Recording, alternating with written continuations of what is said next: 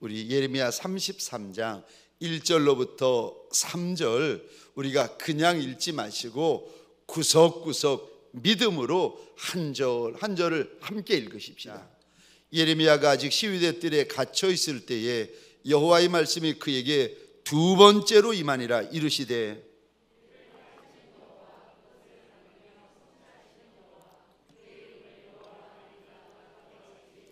함께 읽겠습니다. 너는 내게 부르짖으라. 내가 내게 응답하겠고 내가 알지 못하는 크고 은밀한 일을 내게 보이리라. 아멘. 오늘 본문의 말씀을 가지고 일이 이루어지기 위해라는 제목으로 하나님이 주시는 말씀과 은혜를 함께 나누기를 원합니다. 일이 이루어지기 위하여. 하늘에서는 일이 이루어졌습니다. 근데요, 땅에서는요 아직 일이 이루어지지 않았습니다. 그래서 이 땅에서 일이 이루어지기 위하여 하나님께서 우리에게 일이 이루어지는 방법들을 알려주십니다. 오늘 본문에 보시면 이 말씀은 한 번 하신 것이 아니라 두 번째 하신 말씀이십니다. 왜요? 한 번 말씀했는데도 예레미야가 못 알아듣는 거예요.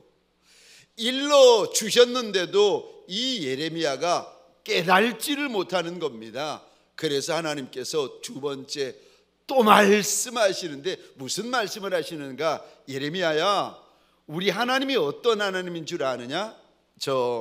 우리 하나님은 2절 보시겠습니까? 일을 하시는 하나님이시다. 또요 2절입니다. 일을 만들어지는 그 일을 반드시 이루어내시는 하나님이시다. 그 하나님의 이름이 누군 줄 아시느냐? 여호와 하나님이시다. 여러분, 우리가 믿는 하나님이 어떤 하나님이신 줄 아십니까? 일하시는 하나님. 아멘이세요? 그리고 그 우리가 믿는 하나님은요, 일을 시작하시되 일을 만드시되 일을 반드시 이루어내시는 하나님이십니다. 우리 하나님, 일을 이루시는 하나님, 일을 성취하시는 하나님. 저와 여러분들이 이 하나님을 믿고 있습니다. 저와 여러분들 이 밤에 이 하나님을 만나는 역사가 일어나시기를 주의 이름으로 축원합니다. 우리 하나님, 일을 시작하실 뿐만이 아니라 일을 이루시고 일을 반드시 성취케 하시는 하나님이시다. 이 하나님이 오늘 본문에서 어떻게 하면 우리의 일들이 이루어지는지를 말씀하십니다. 어떻게 일이 이루어집니까? 첫 번째로 일이 이루어지기 위해서는 소원을 가지라고 말씀하십니다.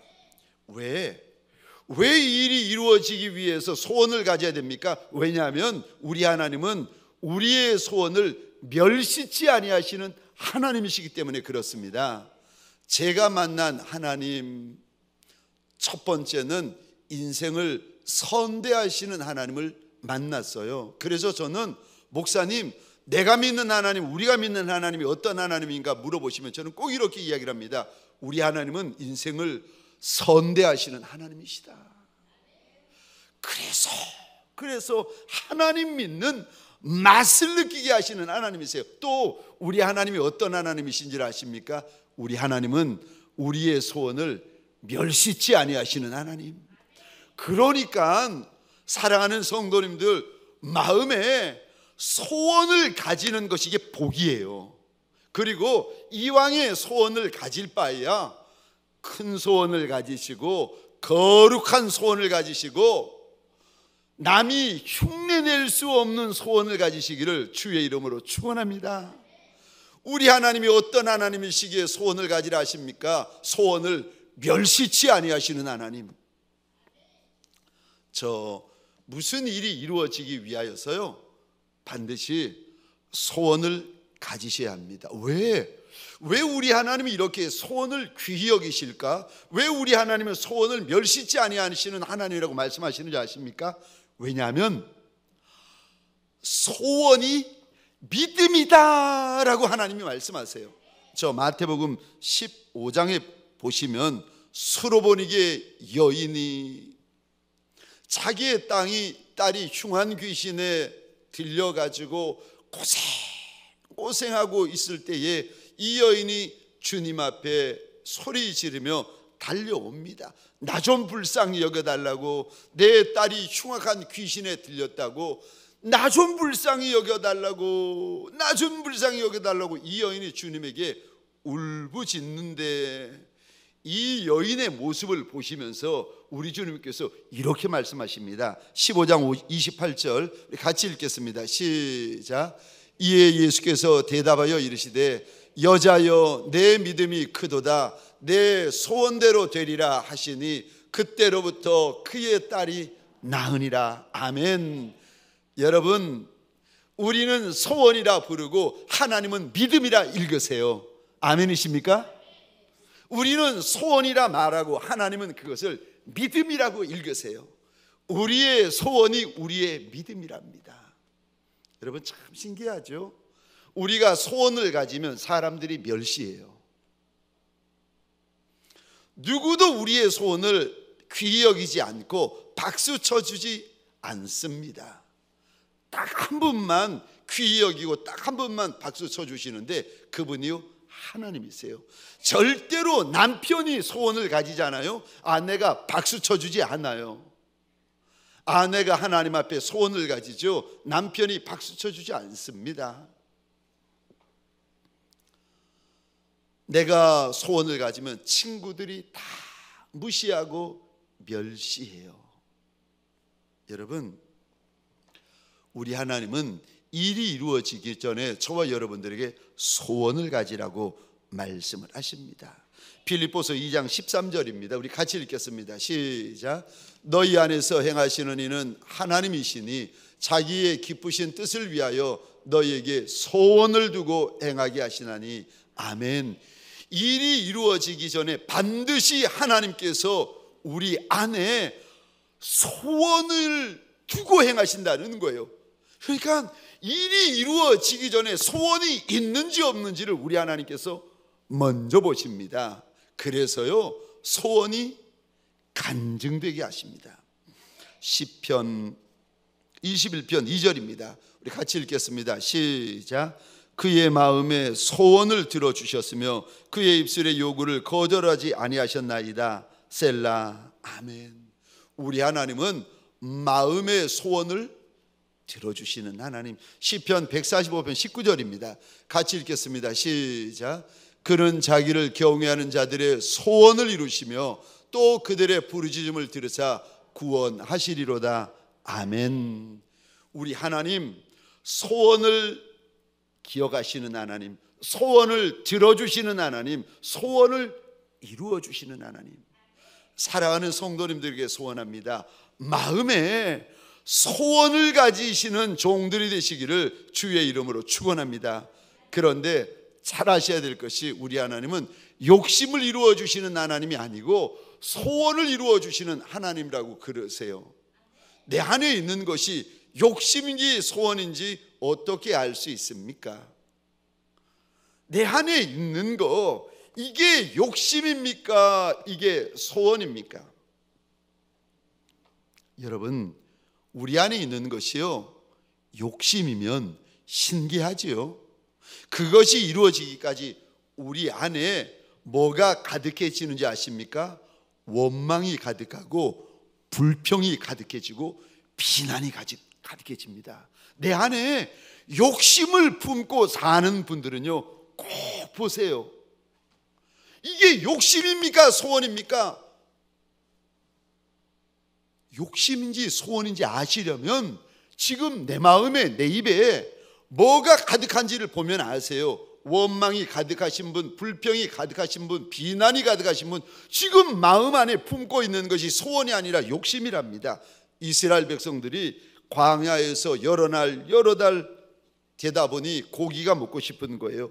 먹을 길이 없는 겁니다. 먹고 싶은데 먹지를 못하니까, 아니 먹고 싶은 거 이거 식욕 아니겠습니까? 그런데 하나님이 성경에서 뭐라 그러는지 아십니까? 이거 식욕이 아니라 욕심이다. 성경에는요 탐욕이라고 하나님이 말씀하세요. 이거 욕심이다. 왜요?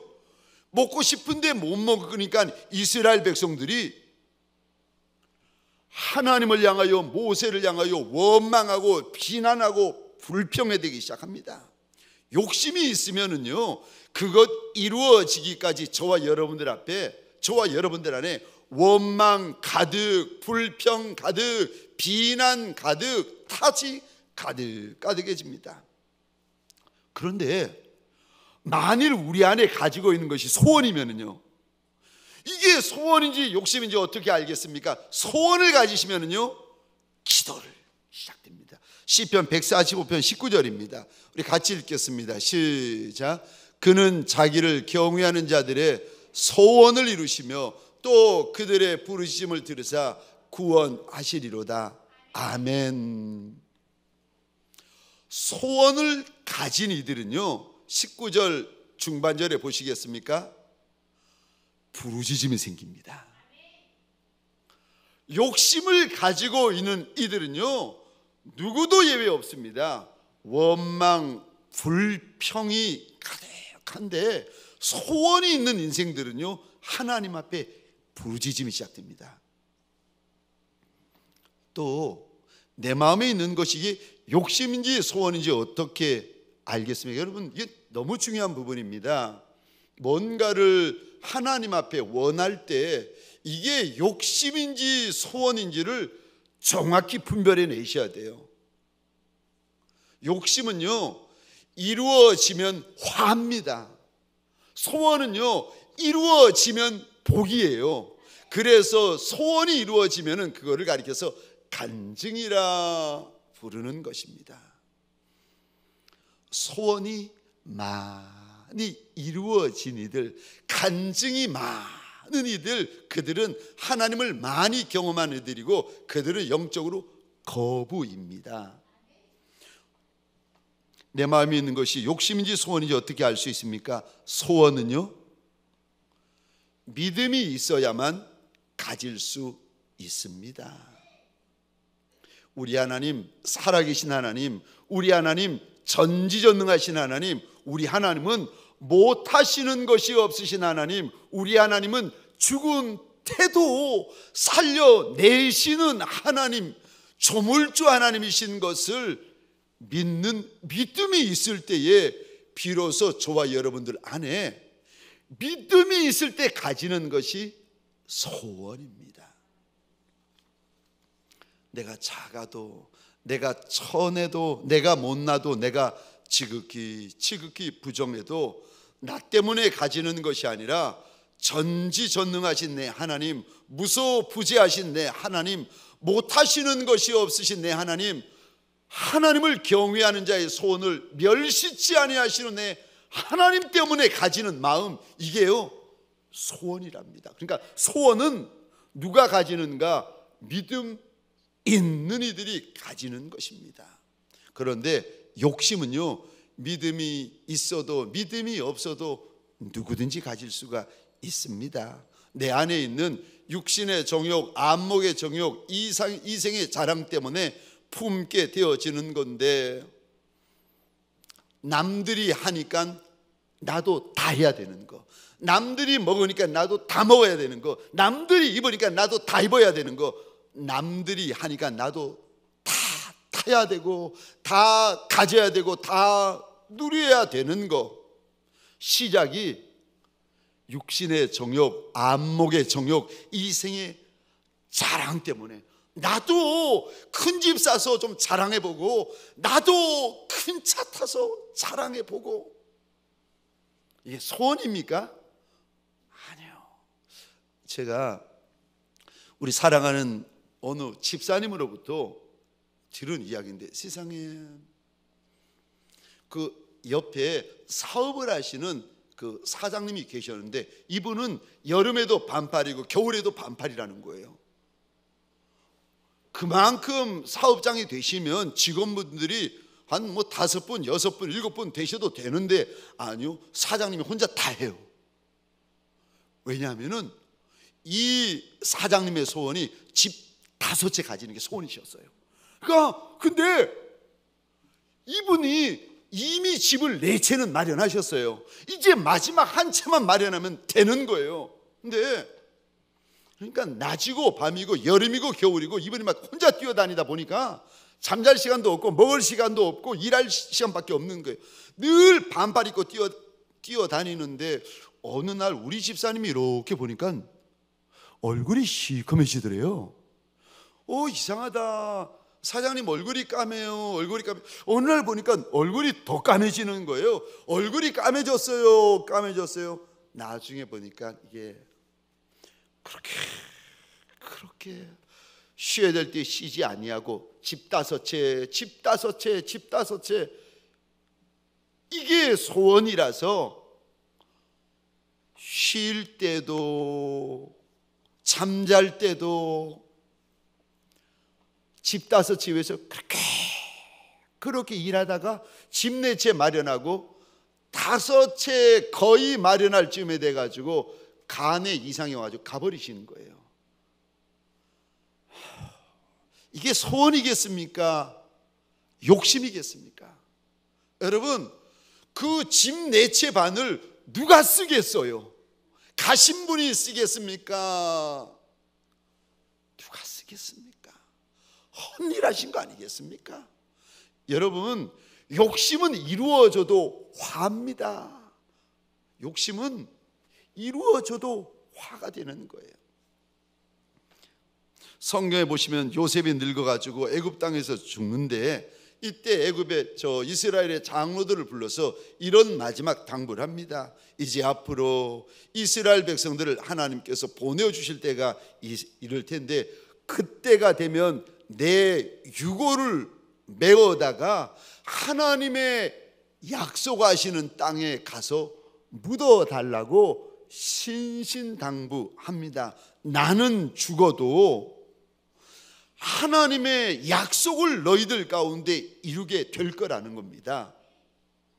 요셉은 죽음을 넘어서는 믿음을 자손들에게 지금 보여주고 말하고 있습니다. 소원입니다.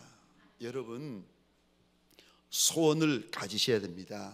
소원은요, 거룩한 마음이고 선한 마음이고 구별된 마음이고 특별한 마음이에요. 하나님이 절대로 멸시치 아니하는 마음이 소원입니다. 여러분, 소원이 간증되기까지 이게 거저되는 줄 아세요? 아니요. 소원이 간증되기까지 무엇이 필요한가 하면 기간이 필요합니다. 하다못해 밥을 짓는데도 밥 짓는 시간이 필요하더라고요. 벼 이삭이 익을 때까지라도, 열매가 될 때까지라도, 벼가 이삭될 때까지 시간이 필요해요. 소원이 간증이 되기까지 필요한 것이 기간인데 이 기간 동안 얼마나 마음이 힘들고 얼마나 마음이 무너지는 줄 아십니까? 차라리 소원이 없는 게 좋을 것 같아요. 그런데 소원이 간증이 되고 나면은요, 소원이 이루어지고 나면은요, 하나님 앞에 평생에 그것이 감사거리가 됩니다. 사랑하는 성도님들에게 소원합니다. 소원을 가지는 남종과 여종들이 되시기를 주의 이름으로 축원합니다. 일이 이루어지려면은요, 반드시 소원이 있어야 됩니다. 두 번째, 일이 이루어지려면 두 번째, 말씀을 가지셔야 합니다. 하나님께서 나한테 주시는 말씀을 가지셔야 됩니다. 여기 창세기 1장부터 요한계시록 22장까지 이 모든 말씀 가운데 이 말씀을 로고스라고 하잖아요. 그런데 하나님이 나한테만 주시는 말씀이 있어요. 그 말씀을 레마라고 하지 않습니까? 나한테 주시는 말씀, 약속의 말씀이 있을 때에 일이 이루어지게 되는 것입니다. 그래서 처음에 마음의 소원을 품고 마음의 소원을 품은 이에게 하나님께서 그거 기억하시고 돌아보시고 이루시겠다라는 말씀을 약속으로 주시는 겁니다. 그리고는요, 이루어지는 기간 동안 말씀을 붙들고 견디어내게 하시고 이겨내게 하시고 몸부림치게 하시는 겁니다. 그래서 소원의 광야를 지나가게 하시는 거예요. 육의 광야는요, 물이 있어야 지나가고 떡이 있어야 지나갑니다. 그러나 소원의 광야는요, 말씀이 있으면 지나가게 되는 줄 믿으시기 바랍니다. 아모스서 3장 7절입니다. 우리 같이 읽겠습니다. 시작. 주 여호와께서는 자기의 비밀을 그 종 선지자들에게 보이지 아니하시고는 결코 행하심이 없으리라. 아멘. 하나님이 일을 행하시기 전에 먼저 보여주시고 들려주시고 알려주시는 말씀부터 있습니다. 그래서 참 여러분, 천하만민이 다 내 소원을 보고 비웃고 천하만민이 내 소원을 멸시하고 심지어 같이 사는 부부, 내 남편, 내 아내, 내 자식마저도 내가 하나님 앞에 가지고 있는 소원을 무시하고 멸시하고 조롱해도 하나님이 내 손에 말씀을 주시면은요, 믿음이 생기기 시작해요. 그리고요, 소망이 생기기 시작해요. 말씀 때문에 견뎌낼 수가 있습니다. 상황을 보면은 가망이 안 보여요. 천하만민이 다 아니라고 하는데, 모든 친구가 다 아니라고 하는데, 아니 모든 식구가 다 아니라고 하는데 어떻게 이루어질 수 있겠습니까?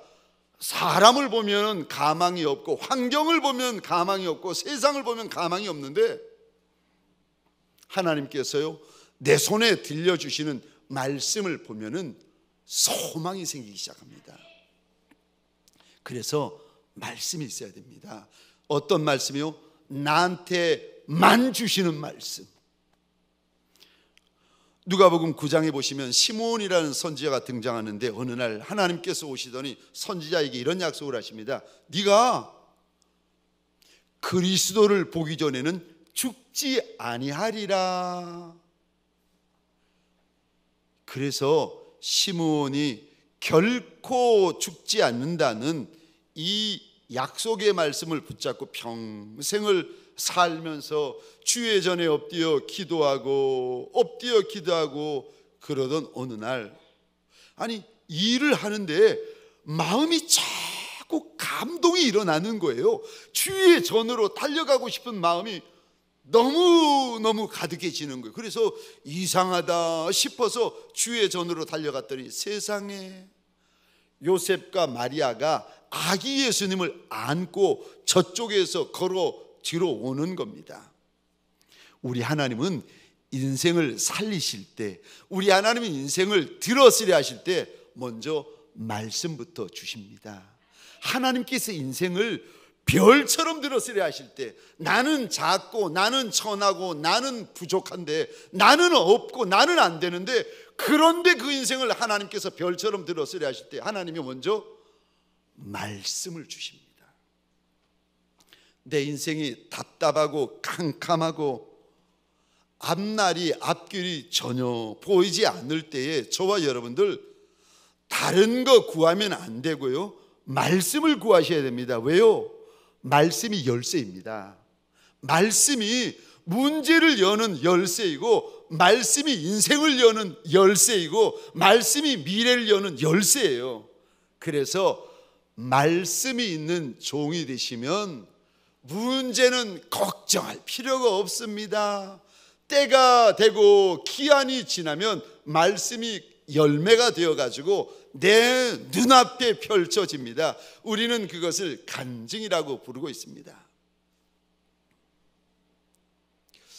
저 몇 달 전에 해운대 구청장님으로 나오시는 어느 집사님, 제가 부산에 있었으니까 그 교회 집사님이셨는데, 목사님 제가 경찰 몇십 년 서장으로 있다가 그만 내려놓고 저 구청장으로 나오고 싶습니다. 제가 그러면서 하신 말이, 제가 이래봐도 목사님뿐만이 아니고 스님들하고도 많이 친합니다. 이분이 참 믿음 좋은 서장님이셨어요. 믿음 좋은 안수 집사님이셨는데, 택시를 타고 가시면은 해운대 경찰서장 누구 해가지고 딱 그 택시 기사분에게 이런 사람입니다. 그러면 기사님이 깜짝 놀라시고, 이거 경찰서 서장님 아니세요? 이번 주일날 우리 교회 오시라고, 저하고 함께 예수 믿으십시다. 이래가지고 전도 참 많이 하시는 믿음 좋은 집사님이신데, 한날은 전화 오셔가지고, 목사님 제가 구청장님이 되고 싶다는 겁니다. 어떻게 하면 좋겠냐고. 그래서 제가 말씀을 드렸어요. 집사님 꼭 되고 싶냐고. 꼭 되고 싶대요. 정말 되고 싶습니까? 정말 되고 싶다는 거예요. 그러면은 집사님 아무에게도 말하지 않고 지금부터 하나님 앞에 한 가지 약속의 말씀을 먼저 받아내세요. 그리고는 하나님이 그 약속의 말씀을 주시거들랑 이제 집사님이 구청장 후보로 나오시면 수많은 일꾼들이 도와주겠다고 몰려들 터인데, 절대 누구에게도 말하지 마시라고. 꼭 말하고 싶거든 한 분 권사님에게만 이야기를 하시라고. 누구에게도 일이 이루어지기 전까지 누구에게도 이야기하지 마시라고. 세상에 알겠다고 그러겠다고. 그리고는 이분이 이제 구청장 후보로 나오셨는데, 세상에 타 당 후보에 비해서 그 갑절이나 많은 표를 얻고 이렇게 당선이 되셨더라고요. 근데 축하드립니다 답신을 드렸는데 아직 답신이 안 오네요. 세상에 급할 때는 그렇게, 목사님 어떻게 하면 될까요? 그렇게 전화해가지고 그 1시간 2시간 저랑 같이 상담하고 이야기를 하고 꼭 그렇게 하겠노라고 해놓고는 되고 나서는 아직까지 답신이. 일이 이루어지려면요 반드시 말씀부터 받으셔야 됩니다. 저희 집 딸이 고3 때였습니다. 첫째 딸이 고3이었는데 부산에서 사역하고 있을 때, 미국에서 6년 동안 살다가 한국에 오니까 말도 통하고 글도 통하고 저는 얼마나 편하고 좋았는데, 문제는 첫째 딸이었습니다. 한글을 집에서 가르친다고, 이제 한국에 돌아가면 한글로 학교에 다녀야 되고 한글로 공부해야 되고 한글로 시험 봐야 되니까 가르친다고 가르쳤는데, 쓸 수는 있고 말할 수는 있는데 교과서를 이해하고 학교 시험을 볼 정도는 안 되는 겁니다. 그러던 어느 날부터 해선가 이 아이가 자기 자신을 학대하고 자해하기 시작하는데, 학교 가기가 싫다는 거예요. 자기는 바보라고 하면서, 살 가치가 없다고 하면서 자기 머리를 벽에다가 부딪히며 자해를 시작하고 죽고 싶다는 겁니다. 큰일 나겠구나, 이러다가 큰일 나겠다 싶어가지고 할 수 없이 그 아이를 외국인 학교에 보냈는데, 그래서 1년 2년 몇 년이 지났는데, 문제는 고3 때가 되었습니다. 대학을 가야 되는데 이 아이가 미국에 있는 대학에 가겠다는 겁니다. 자기는 언어도 통하고, 그리고 무엇보다 자기가 공부하고 싶은 상담 심리의 한 어떤 부분이 있는데 어느 학교 어느 과에 가야 된다는 거예요. 자기는 꼭 그 대학 가고 싶다고. 그 말을 듣고 저희 부부가 만류했습니다. 얘야 등록금이 학비가 한두 푼이겠냐. 우리 형편에 못 된다, 안 된다 그랬더니 그 아이가 그럼 돈 때문이냐고. 돈 때문이라고 그랬더니 알겠다는 거예요. 된 줄 알았더니 그게 아니라 자기가 아르바이트를 하기 시작하게 되는 겁니다. 그래서 아르바이트를 영어를 잘하니까 아르바이트를 하루에 2군데 3군데 뛰는데, 아니 아르바이트 해가지고 어떻게 학비를 다 마련할 수가 있겠습니까? 하여간에 아침에 나가면 밤 12시가 되어서 들어오는 겁니다. 이거 아닌데 이러면서 한 주 2주 지나고 한 달 2달 지나고 이러다 보니까 원서 쓸 마지막 날이 내일 되는 거예요. 내일 지나면 정말 이러지도 저러지도 못할 날이 되어버리는 겁니다. 그래서 오늘 밤에 얘가 아르바이트 오거든. 예은이, 아빠, 당신이 이 아이에게 분명히 안 된다고, 정확히 안 된다고 이야기를 해 주라는 겁니다. 알겠다고. 이건 말도 안 되는 일이니까 알겠다고. 그리고는 이제 그날 밤, 그날도 아르바이트를 마치고 쿵쿵쿵 이거 계단을 밟고 올라오는 소리가 들리는데, 문 열고 들어오는 아이를 불러다가 앞에 앉혔습니다. 얘야, 아빠는 사장님이 아니라 목사님이다.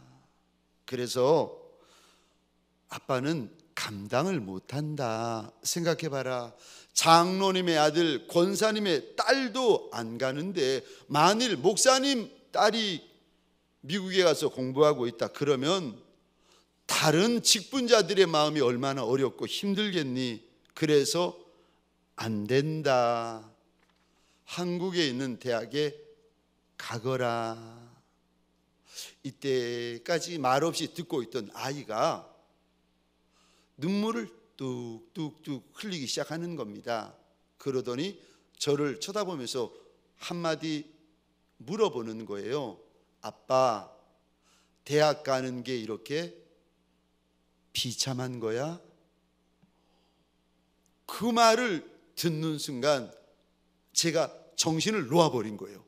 그 전까지만 해도 이성적으로, 합리적으로, 경험적으로, 논리적으로 이거 안 된다라고 정확히 이야기하고 있었고 집사람과 철수까지 약속을 했는데, 딸아이가 눈물을 뚝뚝 흘리면서 질문하는, 아빠, 대학 가는 게 이렇게 비참한 거냐고 묻는 이 질문 앞에 제가 그만 정신줄을 놓고는 하지 못할, 책임지지도 못할 대답을 해버린 거예요.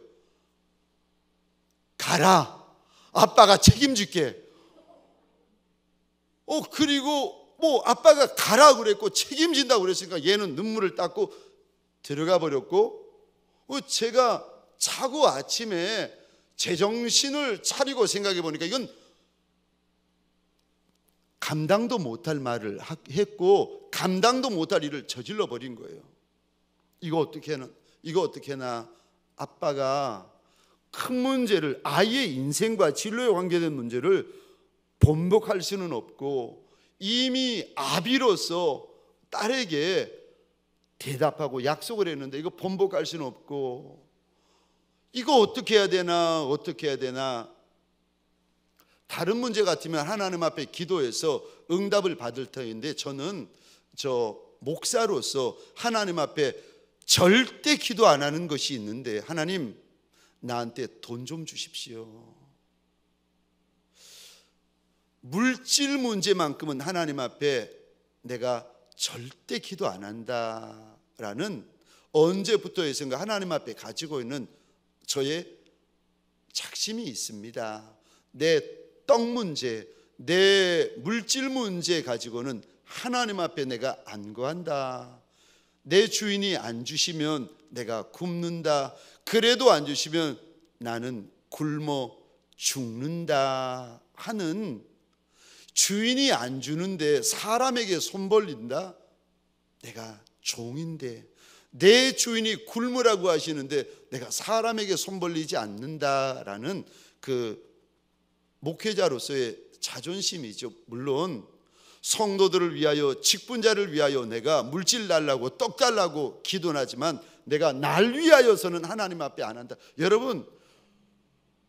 여러분들이 이러시면 안 됩니다. 여러분들은 떡 달라고 물질 달라고 기도하셔야 됩니다. 여러분들은 목회자가 아니기 때문에 기도하셔야 됩니다. 그런데 저는 안 합니다. 저는 목회자이기 때문에 내 주인이 굶어라 하면은 저는 굶고, 내 주인이 헐벗어라 하면은 저는 헐벗고, 내 주인이 네가 이렇게 배를 골마라라고 하시면 종인데 골마야 되지 않겠습니까? 주인이 안 된다고 하시는데 사람 찾아다니면서 손 벌리고 내가 절대로 그러지 않겠습니다. 하나님 앞에 약속을 했기 때문에 이거 물질 때문에 문제가 생겼는데 이거 어떻게 해야 되나 한 주 지나고 근심하면서 2주 지나고 석 주째 되던 어느 날 월요일이었습니다. 하루 쉬는 날이니까 기도원에 올라가자 싶어서 월요일마다 이제 기도원에 올라갔는데 이게 마음이 너무 힘드니까 기도가 안 되는 거예요. 그래서 저 기도원 방에 들어앉아 가지고 YM 유스 위드 미션 YM에서 나온 책자 신앙 서적을 제가 앞페이지부터 쭉 펼쳐보고 있다가 중간쯤 되었는데 성경 귀절 하나가 나오는 겁니다. 고린도전서 15장 58절입니다. 그러므로 내 사랑하는 형제들아 견실하며 흔들리지 말고 항상 주의 일에 더욱 힘쓰는 자들이 되라. 이는 너희 수고가 주 안에서 헛되지 않은 줄 알미라. 아니 중간에 이 부분을 읽고 있는데 그 순간에 하나님께서 제 안에서 말씀을 시작하시는 겁니다. 아들아 견고하고 흔들리지 말아라. 그리고 주의 일에 더욱 힘써라. 너는 물질 걱정하지 마라. 목회나 신경 쓰면 된다. 나머지는 내가 알아서 한다. 고린도전서 15장 58절을 읽으면서 이 말씀을 하나님께서 저한테 약속으로 주시는데 물질 걱정하지 말라는 겁니다. 너는 목회나 잘해라. 물질은 내가 알아서 한다는 겁니다. 그 응답을 받는 순간 바로 옆방에 함께 온 다른 목사님이 친구 목사님이 계셨거든요. 그분이 들을까 봐 그 기도원 방에서 제 입을 주먹으로 틀어맞고 얼마나 통곡을 했는지. 그러면서 제가 알았습니다. 하나님은 정말 신음소리까지도 아시는 하나님이시구나. 내가 돈 달라고, 내가 물질 달라고 기도하지 않았는데 그런 기도를 내가 거절하고 거부했는데 내 신음소리까지 아시는 하나님이시구나. 그날 이후로 저는 절대 하나님 앞에서 물질 걱정 안 합니다. 저는 동강교회 담임 목사이지만 하나님 앞에서 늘 이런 고백을 합니다. 하나님, 우리 교회에 물질 걱정하시는 분은 딱 2분이라고. 한 분은 하나님, 하늘에 계신 하나님, 그리고 또 한 분은 재정장로님. 2분 걱정하면 된다고. 하나님 약속하셨으니까 나는 걱정 안 한다고. 여러분, 일이 이루어지려면은요, 이루어질 수 없는 일이 이루어지려면은요, 말도 안 되는 일이 이루어지려면은요, 큰 일들이 이루어지는 인생이 되려면은요, 여러분, 2번째요, 하나님이 나한테 주시는 말씀이 있으시면 됩니다. 말씀이 열쇠입니다. 마지막 3번째, 일이 이루어지려면 마지막 3번째, 부르짖으셔야 됩니다. 너는 내게 부르짖으라. 오늘 본문에 보시면 하나님이 말씀을 하시는데 이 말씀은 명령이세요. 어떤 인생에게 주시는 명령입니까? 1절에 보시면 묶여있는 인생, 갇혀있는 인생, 잡혀있는 인생, 꼼짝달싹 못하고 있는 인생이요. 분명히 예레미야는 하나님이 주신 직분도 있고 하나님이 주신 말씀도 있고 하나님이 주신 사명도 있고 하나님께서 예레미야의 마음에 소원도 주셨어요. 근데 묶여 있어요. 현재 묶여 묶여 있고 현재 갇혀 있고 현재 내 인생, 내 형편, 내 처지가 꽁꽁 잡혀 있는 인생, 그 인생에게 마지막 세 번째로 하나님께서 이렇게 명령하십니다. 부르짖어라. 부르짖어라. 여러분, 누가 부르짖는 줄 아십니까? 마음이 가난해져야 저와 여러분들이 입이 열립니다. 우리는 아무리 부르짖으라고 해도, 목사님도 푸른 초장 쉴 만한 물가에 계시면은요 안 부르짖습니다. 직분자들도 푸른 초장, 내 인생이 쉴 만한 물가를 만나면은요 안 부르짖어요. 우리는 육의 본성을 가지고 있어가지고 웬만하면 안 부르짖습니다. 언제 부르짖습니까? 말로 다 할 수 없는 고난, 말로 다 할 수 없는 환난, 말로 다 할 수 없는 문제를 만나면 입이 열려요. 참 신기하죠. 내 힘으로 해결할 수 없는 문제를 만나면 그제서야 저와 여러분들이요 입이 열리기 시작합니다. 그전에는요 기도하는지 안 하는지 우물 주물 꼬물 이리 기도하시는 분들이 그거 가지고 해결이 안 되니까요 하나님 앞에요 부르짖기 시작합니다. 예수 앞에 달려 나와서 응답받은 이들마다 여러분 입을 열고 부르짖은 줄 믿으시기 바랍니다. 너는 내게 부르짖어라. 그러면은요 부르짖는 인생에게, 만왕의 왕 만주의 주가 되신 그분에게 부르짖는 인생에게 우리 주님이 무엇을 약속하십니까? 두 가지를 약속하세요. 보여주시겠다고 말씀하십니다. 큰일, 은밀한 일, 놀라운 일, 장래의 일 보여주시겠다는 거예요. 여러분, 보고 인생길을 걷는 이가 있고 보지 못하고 인생길을 걷는 이가 있답니다.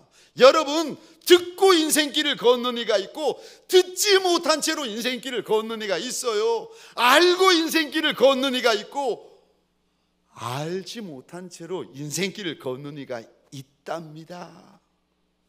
응답 받고 인생길을 걷는 이가 있고 응답 받지 못하고 인생길을 걷는 이가 있답니다. 부르짖으면 보여주시겠다, 들려주시겠다, 응답하시겠다, 우리 하나님께서 일러주십니다.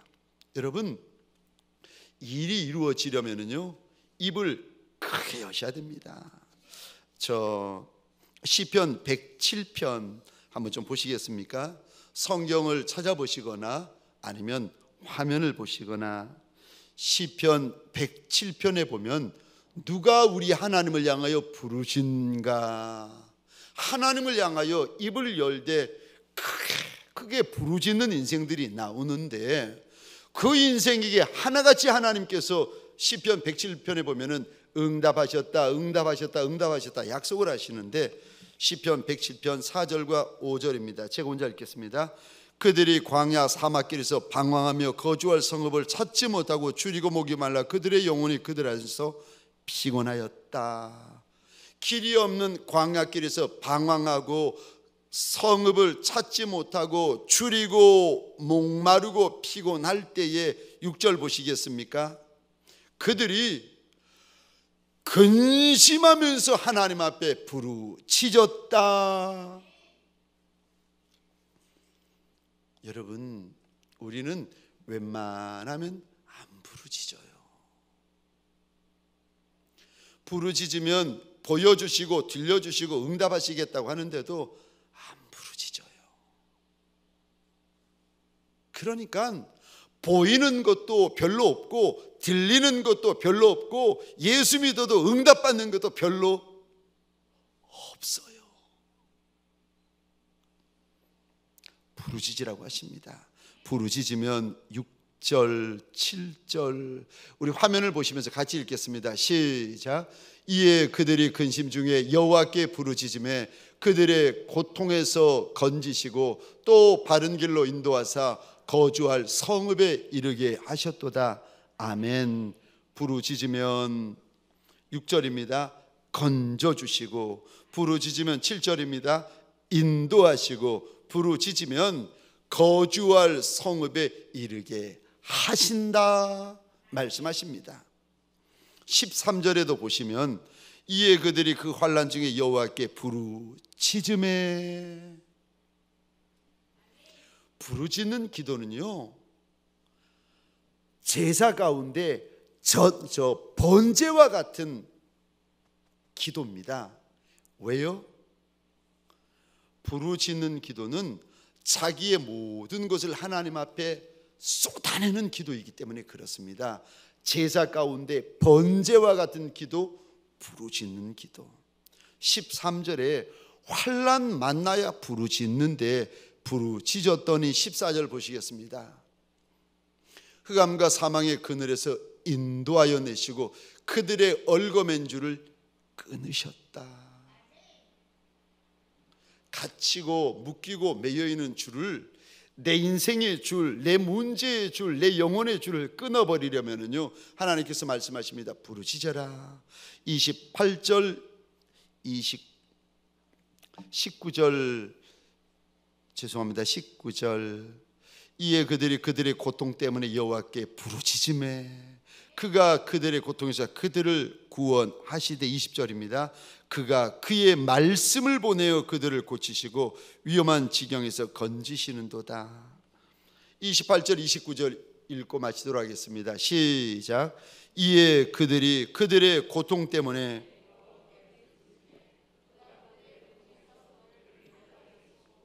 광풍을 고요하게 하사 물결도 잔잔하게 하시는도다. 아멘. 아멘. 저 6절에서도 여호와께 부르짖음에, 13절에서도 여호와께 부르짖음에, 19절에서도 여호와께 부르짖으며 28절에도 여호와께 부르짖음에, 하나님 앞에 부르짖는 인생에게 하나님께서 이러하시겠다, 이러하시겠다, 이러하시겠다 약속들을 하십니다. 여러분, 일이 이루어지려면요, 하나님 앞에 부르짖으셔야 됩니다.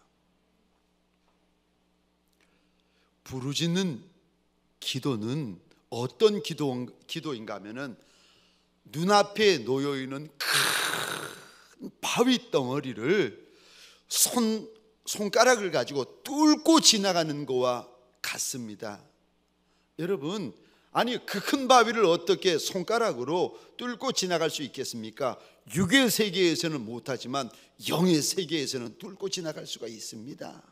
여러분, 그 큰 바위 덩어리를 손가락으로, 이 연약한 손가락으로 긁고 긁다 보면은요, 살점이 갈라지고 뜯어지고 손가락이 빠지고 허연 뼈 조각이 드러나지 않겠습니까? 그런데도 그 바위 덩어리를 긁으면은, 하나님 앞에서 긁으면 어떻게 되는지 아십니까?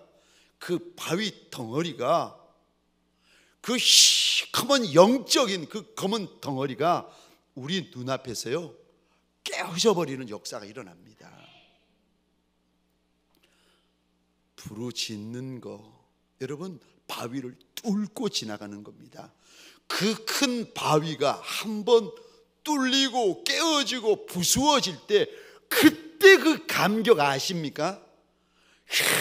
그때 그 느낌, 그때 그 감격, 그때 그 영광, 그때까지, 조금 전까지만 하더라도 해산하는 여인이 막 나 죽겠다고 몸부림치면서 부르짖다가 순식간에요, 눈앞에 시커먼 큰 바위가, 순식간에 그 큰 바위가 뚫리고 깨어지고 부수어져 버리는데, 여러분, 그때 그 느끼는 영적인 감격, 영적인 그 승리의 그 감동, 사랑하는 성도님들에게 소원합니다.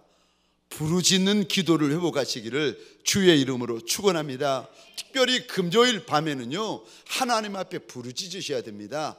목 놓아 부르짖으셔야 됩니다. 오늘 이 밤에는요, 내 소리가 하나님 앞에 드리는 제물입니다. 내 소리가 번제가 되셔야 됩니다. 말씀을 마치겠습니다. 일이 이루어지려면 부르짖으셔야 됩니다. 하나님 앞에 소원을, 하나님께서 내게 주시는 말씀을 하나님 앞에 부르짖는 기도를 가지는 이 밤이 되시기를 주의 이름으로 축원합니다.